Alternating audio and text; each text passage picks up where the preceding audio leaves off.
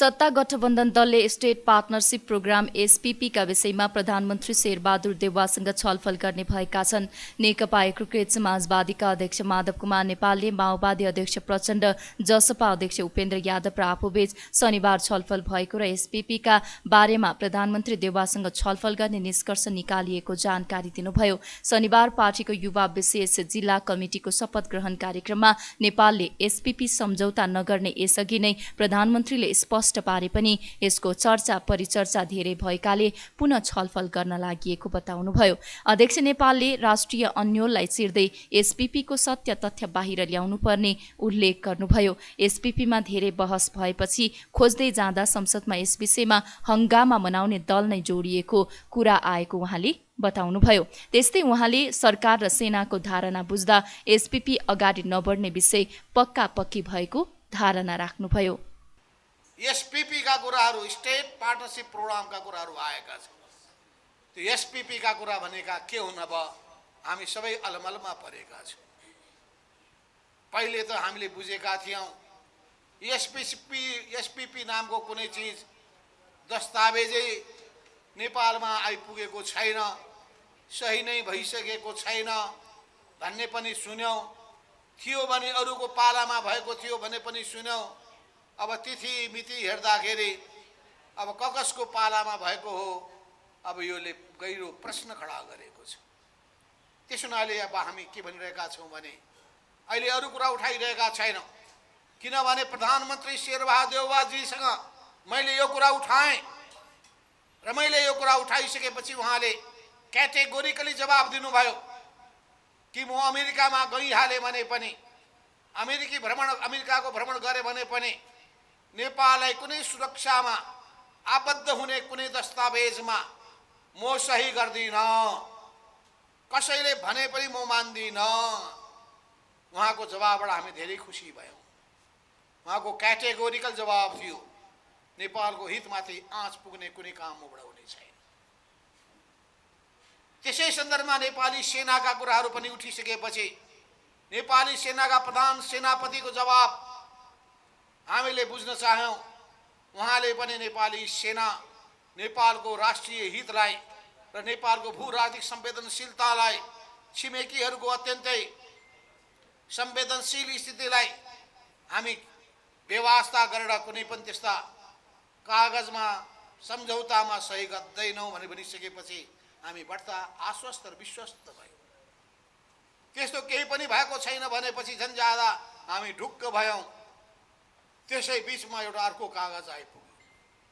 त्यो कागजमा हस्ताक्षर गरिएको, नेपाली सेनाका प्रमुखले नै हस्ताक्षर गरेको, अनि त्यो हस्ताक्षर गरेको भइसकेपछि कुन सरकारको पालामा कुन प्रधानको व्यक्ति प्रधानमन्त्री हुँदाखेरि भन्ने कुरा पनि उठ्यो। उड्दै जाँदाखेरि फेरि संसदमा जसले आवाज उठाएका थिए, जोरदार रूपमा हंगामा गरेका थिए, त्यही पार्टी जोडिएको कुराहरू आएको छ। अब त हामी बडा अलमलमा परेका छौँ कि सबैले बिर्सिने औषधि खाए, या त कुराहरू लुकाइयो, या त त्यो कागजमा केही छैन भने होइन किन भनियो, अनि किन त्यस कुराले यथार्थ बाहिर आउन सकेन। त्यस हुनाले यसको यथार्थ कुराहरू बाहिर आओस्, यथार्थ कुरा बाहिर आओस्। र यस सन्दर्भमा आज बिहान मात्रै नेकपा माओवादी केन्द्रका अध्यक्ष पुष्पबहादुर दाहाल प्रचण्ड, नारायण काजी श्रेष्ठ र जनता समाजवादी पार्टीका अध्यक्ष उपेन्द्र यादव सहित हामी बसेका थियौँ र यो प्रसङ्गदेखि लिएर अनेक प्रसङ्गमा कुराकानी हुँदाखेरि अब प्रधानमन्त्रीसँग फेरि कुराकानी गरौँ र यो राष्ट्रिय अन्योललाई चिर्नका लागि हामीले छलफल गरेर सत्य तथ्य जनताको माझमा प्रस्तुत गर्ने काम गरौँ भनेर हामीले गरेका छौँ। त्यस कारण पनि मैले यहाँ भन्न चाहेको कुरा के हो भने देशभक्तिको जुन झन्डा उठाउँदै आएका छौँ त्यसलाई हामी कहिल्यै पनि छोड्ने छैनौँ। दोस्रो विषय नेपालको कम्युनिस्टले उठाउँदै आएको लोकतन्त्रको झन्डा हो र त्यो झन्डालाई पनि हामीले कहिल्यै पनि छोड्ने छैनौँ। त्यस बेलामा पनि अधिनायकवादका विरुद्धमा लडिएको थियो। उहाँले देशभक्तिको झण्डा र लोकतन्त्रको झण्डालाई आफ्नो पार्टीले कहिल्यै नछाड्ने स्पष्ट पार्नुभयो।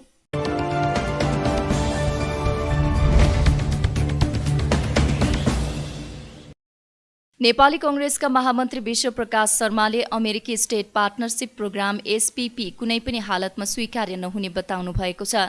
शनिबार ललितपुरमा आयोजना भएको एक कार्यक्रममा उहाँले एसपीपी राष्ट्रको हितमा नभएकाले अघि नबढाउने कुरा प्रधानमन्त्री शेरबहादुर देउवाले स्पष्ट पारिसकेको समेत बताउनुभयो। उहाँले कूटनीतिक मर्यादा विपरीत एसपीपीमा सामेल भएर नेपाली सेना पनि पहिलो पटक विवादमा तानिएको जिकिर गर्नुभयो। उहाँले नेपालले मुलुकको हित विपरीतका कुनै पनि सन्धि सम्झौता नगर्ने स्पष्ट समेत पार्नुभयो। अमेरिका, भारत, चीन कुनै पनि मुलुकबाट देश र जनताको हितका लागि सहयोग लिन सक्ने तर सैन्य गतिविधिमा भने कहिल्यै पनि सहभागी नहुने उहाँले बताउनुभयो। त्यसैले हामीले प्रश्न भनेका छौँ कि संसारको जतिसुकै ठुलो शक्ति राष्ट्र अमेरिका होस् या चीन होस्, हामी सैन्य रणनीतिको सन्दर्भमा हामीले प्रश्न भन्नुपर्छ, नो थ्याङ्क्स।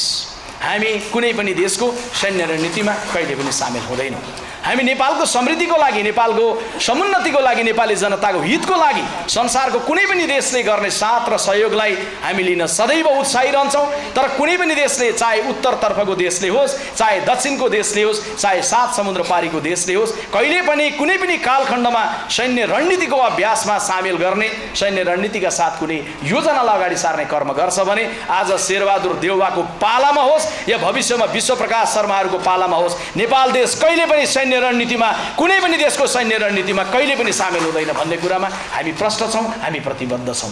त्यसैले यो बेलामा मैले यही कार्यक्रमसँग ल्याएर गाँच्दै गर्दाखेरि सायद हामीले कूटनीतिको सन्दर्भमा पनि राम्रै ढङ्गको कोर्स विद्यालय तहदेखि नै, कलेजको तहदेखि नै राष्ट्रिय रूपमा नेतृत्व गर्दै गर्दै एउटा मान्छे राजनीतिज्ञ भएर अगाडि बढ्नु र कूटनीतिक रूपमा सफल अभ्यास गर्नुको बिचमा फरक हुन्छ। सायद त्यो प्रकारको शिक्षा र त्यो प्रकारको चेतना पनि अबको दिनमा जरुरी छ। उहाँले एसपीपी बारे राष्ट्रिय एकतालाई कमजोर बनाउने गरी कसैले पनि अभिव्यक्ति दिन नहुने बताउनुभयो।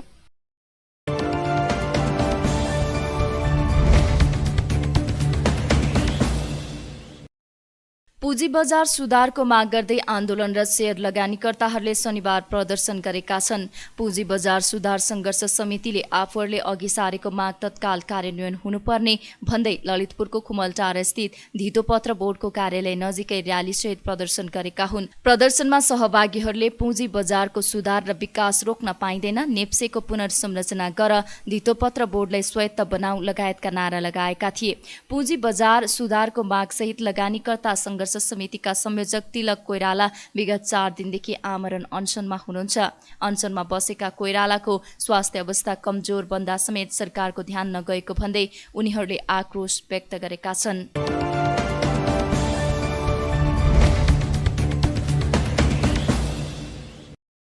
नेपालमा थप 14 जनामा कोरोना संक्रमण पुष्टि भएको छ। देशभर गरिएको 1590 पीसीआर परीक्षणका क्रममा 11 जना र 944 एन्टिजेन परीक्षणका क्रममा 3 जनामा कोरोना संक्रमण पुष्टि भएको हो। कोरोनाका कारण शनिबार पनि कसैको मृत्यु भएको छैन। त्यस्तै थप 11 संक्रमित कोरोना मुक्त हुँदा हालसम्म नेपालमा 9,67,288 जना निको भएका छन्। हाल नेपालमा 104 जना सक्रिय संक्रमित आइसोलेसनमा रहेको स्वास्थ्य मन्त्रालयले जनाएको छ।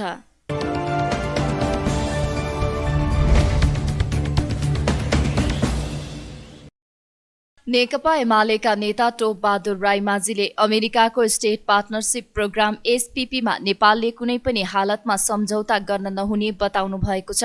रिपोर्टर्स क्लब नेपालले शनिबार काठमाडौँमा आयोजना गरेको साक्षात्कारमा बोल्दै नेता राईमाझीले अहिले नेपालका सबै दलहरू एसपीपी सम्झौता गर्न नहुने पक्षमा उभिएको पनि बताउनुभयो। नेता राईमाझीले अहिले एसपीपी बारे बाहिरिएको सम्झौताको मस्यौदा नेपालको हितमा नरहेको जिकिर समेत गर्नुभयो। अब देशलाई अहिलेका दल र यसका नेतृत्वकर्ताहरूले सही दिशा दिनुपर्नेमा पनि राईमाझीले जोड दिनुभएको छ।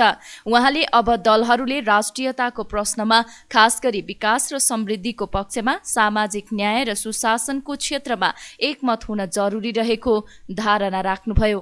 त्यो प्रस्तावभित्र हेर्दा ज्यादै नै राष्ट्रघाती खालका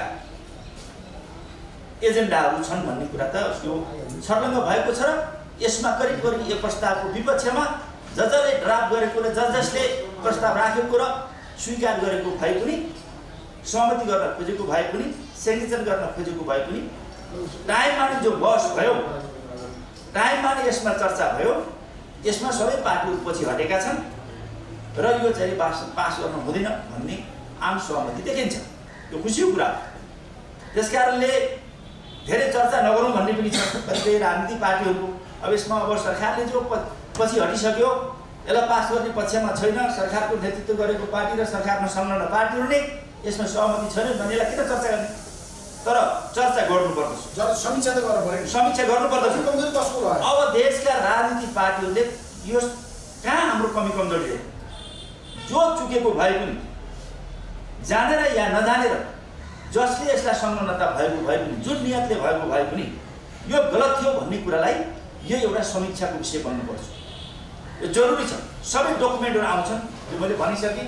ऋषिदी हुनुहुन्थेन, यो संसदीय समितिले पनि सबै डकुमेन्टहरू तिथिमिति सहित कहाँ कसरी भएको हो, कुन सन्दर्भमा भएको, कसरी त्यो चाहिँ त्यसको पृष्ठभूमि के हो, यो सबै चिजहरू त्यो हामीलाई उपलब्ध गराउनु पर्यो, सदनमा उपलब्ध गराउनु पर्यो, राजनीतिक पार्टीहरूलाई सरकारलाई उपलब्ध गराउनु पर्यो भनेर जो माग गरिएको छ यो ठिक छ। अब राजनीतिक पार्टीहरू राष्ट्रियताको प्रश्नमा र विकास र समृद्धिको प्रश्नमा, सामाजिक न्याय र सुशासनको क्षेत्रमा राजनीतिक पार्टीहरू, देशका राजनीतिक पार्टीहरू एकमत हुनु जरुरी छ।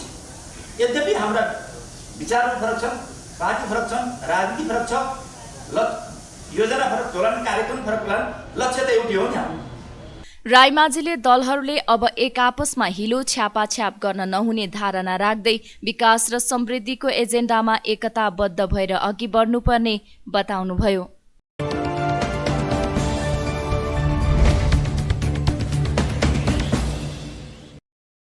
महिला उत्पीडन विरुद्ध काठमाडौँमा युवाहरूले प्रदर्शन गरेका छन्। शनिबार काठमाडौँमा महिला उत्पीडन विरुद्ध खबरदारी गर्दै युवाहरूले प्रदर्शन गरेका हुन्। उनीहरूले घर, कार्यालय र समाजबाटै महिला हिंसाका घटनाहरू भएकाले सजग हुनुपर्ने बताएका छन्। प्रदर्शनमा सहभागीहरूले सम्पादकज्यू के तपाईँको न्युजरुम सुरक्षित छ, प्रिन्सिपलज्यू के तपाईँको कलेज सुरक्षित छ लेखिएको प्ले कार्ड बोकेका थिए।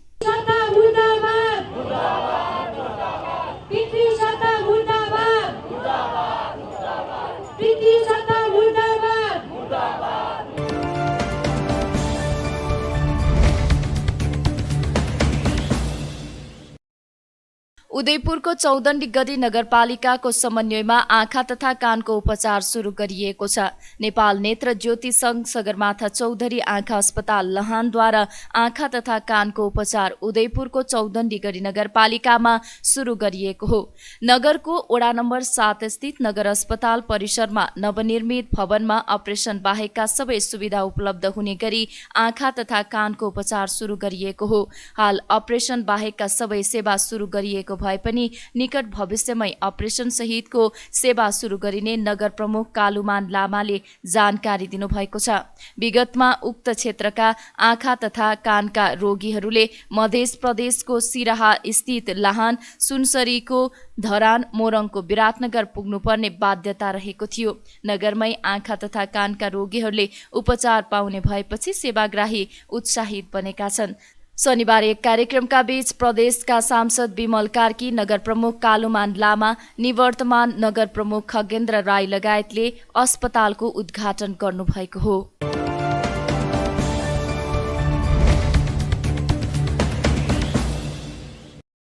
उपराष्ट्रपति नन्दबहादुर पुनले सञ्चार तथा सूचना प्रविधिको विकासलाई राज्यले उच्च प्राथमिकतामा राख्नुपर्ने बताउनु भएको छ। आइसिटी फाउन्डेसन नेपालले शनिबार काठमाडौँमा आयोजना गरेको डिजिटल नेपाल कन्क्लेभ विषय कार्यक्रममा उहाँले आइसिटी क्षेत्रको तीव्र विकासका निम्ति राज्यले योजनाबद्ध रूपमा कार्य अघि बढाउनुपर्ने बताउनु भएको हो। उहाँले सरकारले सार्वजनिक गरेको डिजिटल नेपाल फ्रेमवर्कको सपना पूरा गर्ने लक्ष्य अनुरूप गतिविधि अगाडि बढाउनुपर्नेमा पनि जोड जोड दिनुभएको छ। इन्टरनेटका माध्यमबाट जनतालाई सर्वसुलभ सेवा प्रदान गर्नुपर्ने भन्दै उहाँले सुशासनसँगै पूर्ण रूपमा डिजिटल गभर्नमेन्ट हुनुपर्ने जोड दिनुभयो। उहाँले तत्कालका लागि विश्वमा विकसित भएका विज्ञान प्रविधिको उच्चतम प्रयोगबाट नै कार्य सम्पन्न गर्दै त्यसलाई नेपालका सबै शहर र गाउँसम्म पुर्याउन तीनै तहका सरकारको सक्रियता हुनुपर्ने बताउनुभयो। डिजिटल प्रविधिमा कहाँ कहाँ पुगिसकेका छौँ, त्यस्तै नेपाल सूचना तथा सञ्चार प्रविधि र मोबाइल प्रयोगको हिसाबले हामी अलि पछाडि छौँ र नेपालमा सन् 1993 नै इन्टरनेट सेवा भित्रिएको थियो र नेपाल 3G सेवा सुरु गर्ने दक्षिण एसियाकै पहिलो देश थियो। आज पनि हामीले उच्च गतिको इन्टरनेट सेवा प्राप्त गरिरहेका छौँ र टेलिफोन सेवा लिइरहेका छौँ। सूचना प्रविधिका कारणले हाम्रो कुनै पनि कामहरू रोकिएका छैनन्, तर सत्य यी क्षेत्रमा हाम्रो आविष्कार भने पक्कै भएको छैन। हामी विश्वका विभिन्न देशबाट उत्पादित सेवाहरू हामीले लिइरहेका छौँ अर्थात् प्राप्त गरिरहेका छौँ।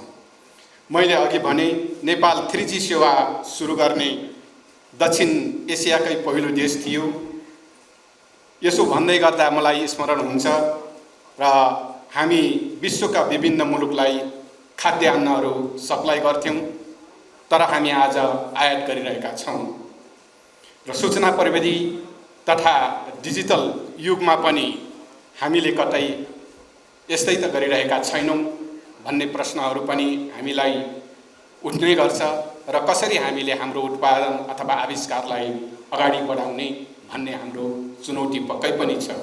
यो हाम्रो लागि पक्कै पनि एउटा सोच्ने विषय बनेको छ। हामीले दैनिकी जीवनलाई सरल बनाउन, सरकारी सेवालाई सरल, सहज र जनमुखी बनाउन प्रविधिका उच्चतम प्रयोग गर्नुको विकल्प हाम्रो अगाडि छैन। तत्कालका लागि हामी विश्वमा विकसित भएका विज्ञान प्रविधिको उच्चतम प्रयोगबाट नै हामीले हाम्रा कार्यहरू सम्पन्न गर्न सक्दछौँ र यसको विकल्प पनि हामीसँग छैन। भौगोलिक रूपमा दूर दराजमा रहेका अथवा त्यस्ता क्षेत्रहरूका जनताहरूलाई भनौँ, सहरी क्षेत्रका जनताहरूलाई पनि तीव्र रूपमा हामी प्रविधि मार्फत सम्पूर्ण सेवा दिन हामीले ढिला गर्नु हुँदैन र यो आजका सबै तहका सरकारहरूले, सङ्घ, प्रदेश, स्थानीय सरकारहरूले ध्यान दिनुपर्ने विषय हो भन्ने मलाई लाग्दछ। भद्र महिला तथा सबजनप्रिय हामीले विश्वमा विकसित सूचना प्रविधिको उच्चतम प्रयोग गर्ने हो, तर हामीले आफैले सूचना प्रविधिको विकास बिना अर्थात् हाम्रो आफ्नै विकास बिना देशको विकास र प्रगति गर्न सकिँदैन। किनकि विगतका ठुल्ठुला क्रान्तिहरूले समेत गर्न नसकेका परिवर्तनलाई आज 21औं शताब्दीको सूचना प्रविधिमा आएको क्रान्तिले सम्भव बनाउँदै लगेको छ। आज जुन जुन मुलुकहरू समृद्ध बनेका छन् ती सबै मुलुकले कुनै न कुनै खालको विज्ञान र प्रविधिको आविष्कार गरेका छन्। कार्यक्रममा सञ्चार तथा सूचना प्रविधि मन्त्री ज्ञानेन्द्र बहादुर कार्कीले सूचना प्रविधिको समयानुकूल विकाससँगै 2 वर्षभित्र कुल गृहस्थ उत्पादनमा सञ्चार क्षेत्रको योगदान दोब्बर बनाउने लक्ष्य राखिएको बताउनुभयो। सरकारले देशको सामाजिक तथा आर्थिक रूपान्तरणका लागि सूचना प्रविधि र सञ्चार प्रविधिको विकाससँगै शासकीय सुधार र सुशासनको अभिवृद्धिलाई विशेष जोड दिएको उहाँको भनाइ छ। तीनै तहका सरकारले सार्वजनिक सेवालाई प्रभावकारी बनाउनका लागि सूचना प्रविधिको क्षेत्रलाई विशेष प्राथमिकतामा राखेका छन्। सार्वजनिक सेवासँगै सरकारले डिजिटल फाउन्डेसन, शिक्षा, स्वास्थ्य, कृषि, वित्त, ऊर्जा, पर्यटन, शहरी पूर्वाधार लगायत सबै क्षेत्रमा सूचना प्रविधिको उच्चतम उपयोगलाई बढावा दिन विभिन्न कार्यक्रम सञ्चालन गर्दै आएको छ। सूचना प्रविधिको विकास र विस्तारका लागि नीतिगत तथा कानुनी पूर्वाधार तयार गरिएको छ। राष्ट्रिय साइबर सुरक्षा रणनीति 2078 को मसौदालाई अन्तिम रूप दिएको छ। छिट्टै यो नीति कार्यान्वयनमा आउनेछ। सरकारी कार्यालयको वेबसाइट निर्माण तथा व्यवस्थापन निर्देशिका 2078, नागरिक एप सञ्चालन तथा व्यवस्थापन निर्देशिका 2078 र सरकारी एकीकृत कार्यालय व्यवस्थापन प्रणाली निर्देशिका 2078 कार्यान्वयनमा आएका छन्। केन्द्रीय स्तरका निकायहरूमा कार्यालय सञ्चालन सूचना प्रविधिबाट गर्ने तयारी गरिएको छ। आगामी आर्थिक वर्षभित्र केन्द्रीय स्तरका सबै निकायमा यो व्यवस्था लागू हुनेछ। नेपाल अझै पनि डिजिटल डिभाइडको अवस्थामा छ। सूचना प्रविधिको अझै पनि धनी र सम्पन्नको लागि मात्र हो कि भन्ने बुझाइ पनि रहेको छ। यस्तो अवस्थामा हामी छौँ र यसलाई अन्त गर्न देशभरि सूचना प्रविधि पूर्वाधार विस्तार गर्ने, सेवाको गुणस्तर वृद्धि गर्ने, सूचना प्रविधिको लागत कम गरी सुलभ र सरल पहुँच वृद्धि गर्ने डिजिटल साक्षरता अभियानको रूपमा अगाडि बढाउने कार्यक्रम तयार गरिएको छ। ग्रामीण दूरसञ्चार प्रविधिको कोष समेतको उपयोग गरी माध्यमिक तहका सामुदायिक विद्यालय तथा सामुदायिक अस्पतालको उपभोग गर्ने इन्टरनेटको न्यूनतम महसुल 50% अनुदान नीति लिएको छ। आइतबारसम्म सञ्चालन हुने सो कार्यक्रममा नेपालको सूचना प्रविधिको क्षेत्रको विकास र विस्तारका लागि नीतिगत तथा कार्यान्वयनको विश्लेषण र भावी कदमबारे छलफल हुने बताइएको छ।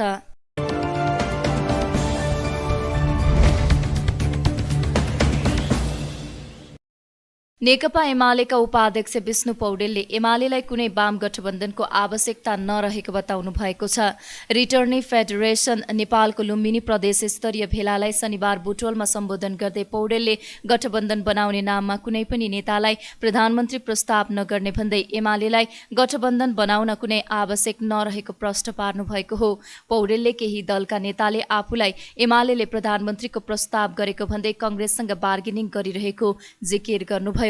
पौडेलले नेकपाको 2/3 सरकार गिराएर विपक्षीको शरणमा जानेहरूलाई प्रधानमन्त्री स्वीकार गरेर गठबन्धन गर्ने कुराको कुनै तुक नभएको बताउनुभयो। उहाँले स्थानीय तहको निर्वाचनमा मतको हिसाबले अहिले पनि एमाले पहिलो दल बनेको दावी गर्दै आगामी निर्वाचनमा एमाले मात्र सिटको हिसाबले पनि पहिलो दल बन्ने ठोकुवा गर्नुभयो।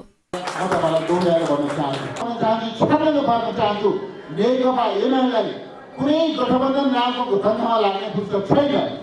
नेकपा एमाले अब जनताको माझमा जान्छ, कार्यकर्ताको माझमा जान्छ, संगठनलाई व्यवस्थित गर्छ, स्थानीय तहका निर्वाचनका अनुहारको आधारमा अगाडि बढ्छ। यो एमालेलाई गठबन्धन बनाउने, गठबन्धन भत्काउने, त्यसका छुट्टै यस्तो धन्दामा लाग्ने फुर्सद छैन एमालेलाई। एमाले त्यस्तो गतिविधि गर्दैन। मैले प्रश्न भन्न चाहन्छु, यो गठबन्धनभित्रका अहिलेको जुन सत्तारूढ गठबन्धन छ, प्रधानमन्त्री शेरबहादुर देउवाको नेतृत्वमा बनेको जुन गठबन्धन छ, यो गठबन्धनभित्रका कुनै दलका नेतालाई नेकपा एमाले प्रधानमन्त्री स्वीकार गर्दैन। कहिले गर्दैन? अहिले चाहिँ नक्कली कुरा गरिँदैछ। एक आपससँग बार्गेनिङ गर्नका लागि कांग्रेसले माओवादीसँग बार्गेनिङ गरेको थियो, माओवादीले कांग्रेससँग बार्गेनिङ गरेको थियो। अनेक खालका चाहिँ फाल्टी कुरा गरिएको छ। फाल्टी कुरा के गरिएको छ भने मलाई प्रधानमन्त्रीको प्रस्ताव गरिएको छ भन्ने खालको चर्चा गरियो। कसले गरेको छ प्रधानमन्त्रीको प्रस्ताव? एमाले किन अर्थ गर्दैन? यस्तो दक्षिणपन्थी वामपन्थी शक्तिको सरकार गिराएर, झन्डै 2 नजिकको सरकार गिराएर दक्षिणपन्थीको पुच्छर समात्ने दक्षिणपन्थी शक्तिको पछि लाग्ने वामपन्थी आन्दोलनका विरुद्धमा यस्तो निर्मम प्रहार गर्नेहरूलाई प्रधानमन्त्रीको प्रस्ताव गर्ने एमालेसँग केही सुझाव छैन। त्यसकारणले यो गठबन्धनका कुनै पनि दललाई, कुनै पनि नेतालाई नेकपा एमाले प्रधानमन्त्री स्वीकार गर्न सक्दैन। र म तपाईँलाई अर्को पनि म बताउन चाहन्छु, निर्वाचनभन्दा अगाडि यो आगामी निर्वाचनबाट नेकपा एमाले मुलुकको नेतृत्व गर्ने ठाउँमा पुग्न चाहन्छ। त्यसकारणले निर्वाचनभन्दा अगाडि कुनै दलको समर्थनमा प्रधानमन्त्रीको बन्ने त्यो झन्झटको काममा पनि एमाले लाग्दैन। त्यसकारण आज म भन्न चाहन्छु, एमाले आफ्नो गौरवमा अगाडि बढ्छ, आफ्नो संस्थाको शक्तिमा अगाडि बढ्छ, आफूले निर्माण गरेको आर्जन गरेको जनमतको आधारमा अगाडि बढ्छ। यस अर्थमा त्यो गठबन्धनको भ्रममा साथीहरू नपर्नु हो। नेकपा एमाले जसलाई अहिले पराजित भयो भनेर को चाहिँदै छ, त्यो नेकपा एमाले यस्तो एउटा अझै शक्ति रहेछ जसका विरुद्धमा एक्लै लड्ने हिम्मत नेपालका कुनै पार्टी नाका पार्टीसँग छैन। एक्लै एमालेसँग लडेर जित्ने परेको कुरा छोड्नु, एमालेसँग लडेर लड्ने नोमिनेसन गर्नेसम्मको हिम्मत अरू कसैसँग छैन। एक्लै एमालेका विरुद्धमा नोमिनेसन गर्ने हिम्मत छैन। चुनाव लड्ने कुरा छोड्नु, एमालेका विरुद्धमा एक्लै नोमिनेसन गर्ने हिम्मत अरू कुनै पार्टीसँग छैन। काङ्ग्रेसको कुरा गर्नुहोस् कि माओवादीको कुरा गर्नुहोस् कि अरूको कुरा गर्नुहोस्, यो निर्वाचनले स्थापित गरेको एउटा जबरजस्त सत्य यही हो। तर मतको हिसाबले हेर्नुहुन्छ भने मतको हिसाबले हेर्दा आज पनि नेकपा एमाले 1 नम्बरको पार्टी हो। र म तपाईँलाई भन्न चाहन्छु, यो 1 नम्बरको पार्टी आज मतमा 1 नम्बरको पार्टी छ। आउने निर्वाचनमा नेकपा एमाले मत र सिट दुवै हिसाबले 1 नम्बरको पार्टी हुन्छ। दुनियाँको कुनै कारण म भन्न चाहन्छु, गठबन्धनलाई अझ कसिलो बनाएको हुन्छ। यदि 5 दलीय गठबन्धनमा पुगेन भने मैले बारम्बार भन्ने गरेको छु, निर्वाचन आयोगमा जाने त्यहाँ विभिन्न दलहरूको नाम छ, रोस्टरमा पाइन्छ। कति दललाई ल्याउनु पर्ने, कति दललाई सामेल गर्नुपर्ने, त्यति दललाई सामेल गर्ने केही फरक पर्नेवाला छैन। हामी देखाउनेवाला छौँ। आउने निर्वाचनमा एमाले मतका हिसाबले पनि सिटका हिसाबले पनि 1 नम्बरको पार्टी हुन्छ भन्ने कुरा। पौडेलले विदेशबाट फर्किएका नेपाली युवाहरूलाई स्वदेशमै लगानी गरेर आत्मनिर्भर र आत्मसम्मानको जीवन बिताउन रिटर्नीहरूले हरेक जिल्लामा सामूहिक रूपमा नमुना आयोजना सञ्चालन गर्नुपर्नेमा जोड दिनुभयो।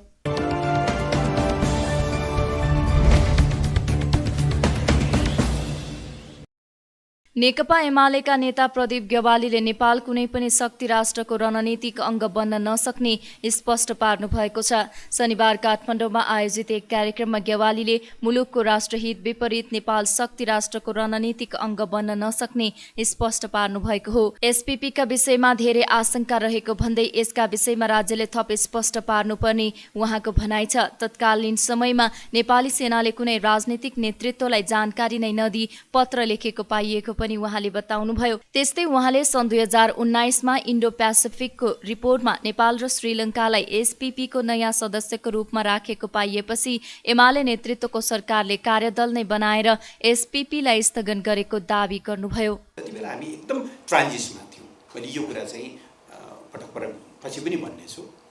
संविधान बनिसकेको अवस्था थिएन। हामी संविधान बनाउने एकदमै कष्टपूर्ण यात्रामा थियौँ।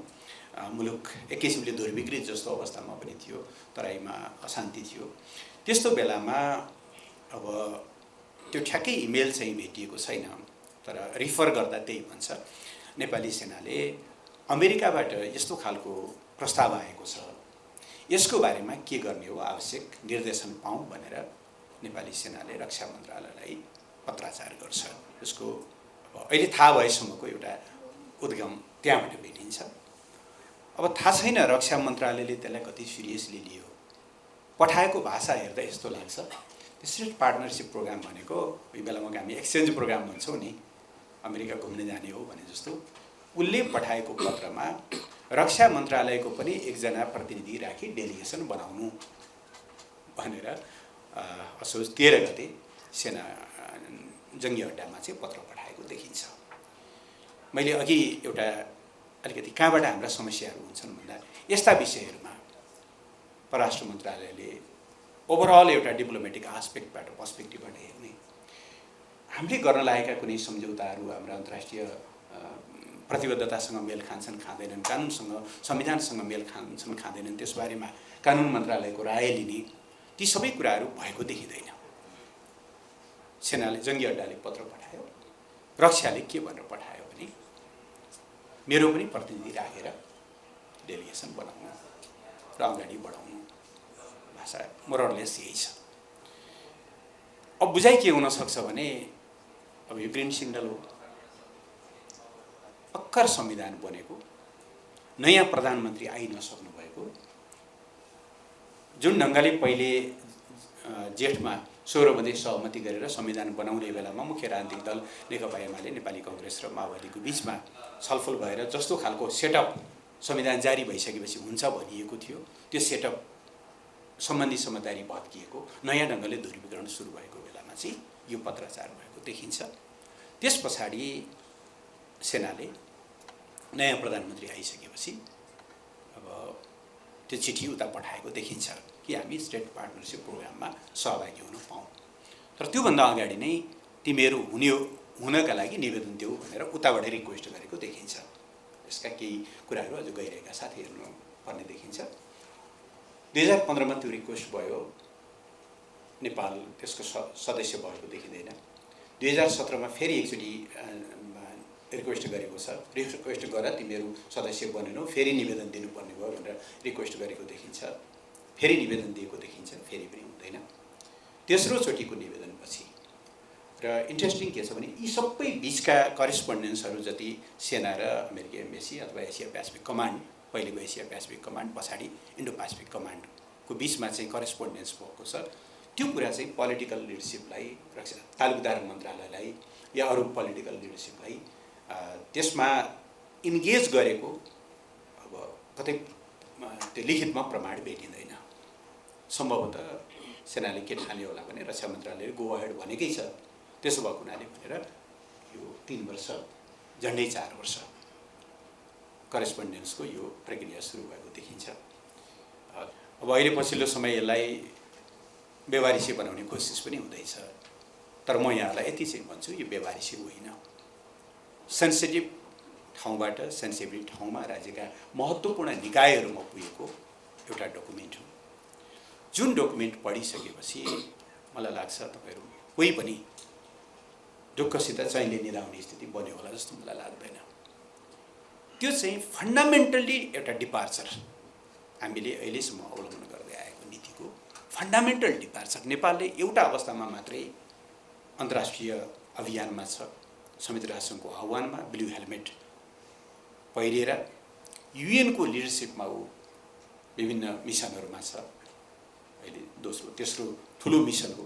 अदरवाइज हामी कुनै पनि सैन्य पार्टनरसिप सहित इन्टरनेसनल पिस र स्टेबिलिटीको अभियानमा डिफेन्स र सेक्युरिटी पार्टनरसिपमा छैनौँ र त्यसो गर्न मिल्दैन। न हाम्रो संविधानले दिन्छ, न हाम्रो परराष्ट्र नीतिले दिन्छ, न हाम्रो इतिहासले दिन्छ, न हाम्रो भूराजनीतिक संवेदनशीलताले दिन्छ। कार्यक्रममा माओवादी केन्द्रका नेता वर्षमान पुनले प्रक्रिया छलेर एसपीपीका बारेमा सेनाले पत्र पठाएको भन्दै सेना नै विवादमा आउनु गम्भीर विषय भएको बताउनुभयो। उहाँले यस विषयमा राजनीतिक दलहरूले नै नेतृत्व लिएर विवाद अन्त्य गर्नुपर्ने धारणा राख्नुभयो। पुनले सैन्य सम्झौतालाई कुनै पनि राजनीतिक दलहरूले स्वीकार गर्न नसक्ने स्पष्ट पार्नुभयो। यो सबै कुरो छलेर पहिले चाहिँ सैन्य नेतृत्व कहाँ आउने र फेरि राजनीतिक नेतृत्व हुने फर्केर फेरि त्यतैबाट जाने जस्तो जो घटना भयो, यो निकै गम्भीर घटना हो।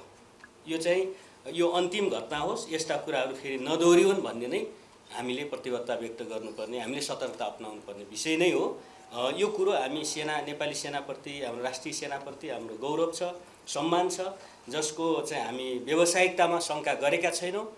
सरकारले त्यसलाई असाध्यै विश्वास पनि गरेको छ, राजनीतिक दलहरूले विश्वास गरेको छ। तर यस्ता घटना हुँदा चाहिँ राष्ट्रिय सेना नै यस्तो विवादमा मुछिने जो परिघटना भयो, यसमा चाहिँ गम्भीर विषय छ। यसलाई चाहिँ फेरि राजनीतिक नेतृत्वले आफ्नो ढङ्गले यसलाई चाहिँ जिम्मा लिने, यसलाई सच्याउने कुरो छँदैछ। किनभने एकजना प्रधानमन्त्री हुनुहुन्छ जसले संविधान बनाएर एक खालको चाहिँ ह्यान्डओभर गर्ने क्रममा हुनुहुन्छ। त्यो क्रममा चाहिँ यो चाहिँ परराष्ट्र मन्त्रीको के अरे रक्षा मन्त्रीको जिम्मेवारीबाट निर्णय गर्नुहुन्छ। अनि फेरि नयाँ चाहिँ संविधान जारीपछि नयाँ प्रधानमन्त्री आउनुहुन्छ, जो प्रधानमन्त्रीज्यू पनि फेरि रक्षा मन्त्रीको जिम्मामा हुनुहुन्छ।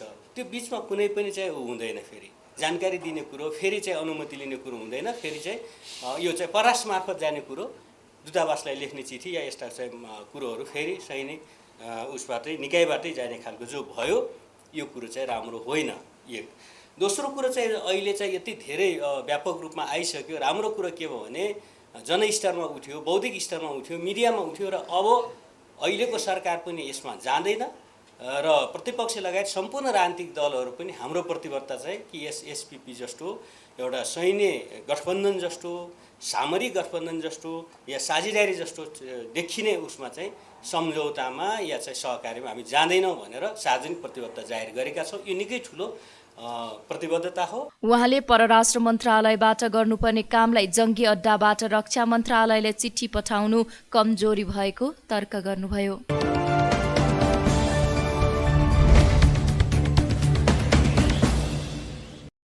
धादिङको धुनीबेसी नगरपालिका वडा नम्बर 6 धार्के बजारमा रासायनिक मल बोकेको ट्रक स्थानीय किसानहरूले कब्जा गरेका छन्।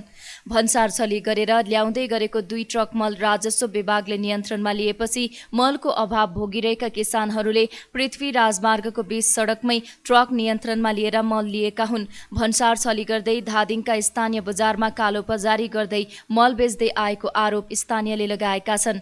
किसानहरूले मल कब्जा गर्ने क्रममा प्रहरीले भिडलाई तितर बितर गर्न लाठी प्रहार समेत गरेको थियो।